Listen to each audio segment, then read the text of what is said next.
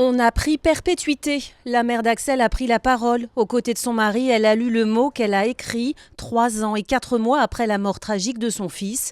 Un garçon de 14 ans rayonnant, volontaire. Ce n'était pas un simple accident, c'était évitable, ajoute-t-elle. Ce jeudi, la Cour a donc reconnu la culpabilité de l'entreprise de maçonnerie et de son patron, le condamnant à 12 mois de prison avec sursis et 2 000 € d'amende. Écoutez l'avocate de la famille qui n'a pas souhaité apparaître à l'image. Tout simplement, on a constaté qu'il y avait eu une succession de manquements. La sécurité au travail, c'est quelque chose qui concerne tout le monde, qui est très important, y compris et peut-être même d'autant plus quand des mineurs sont présents.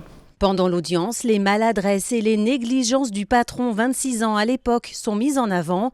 Le mur qui est tombé sur le jeune stagiaire était fragilisé depuis un incendie. L'entreprise le savait. Il y avait un risque d'écrasement évident, pointe la procureure, mais aucune mesure de prévention ni de sécurité n'a été mise en place sur le chantier. Pas de casque non plus. C'était, selon le patron, la coutume dans l'équipe.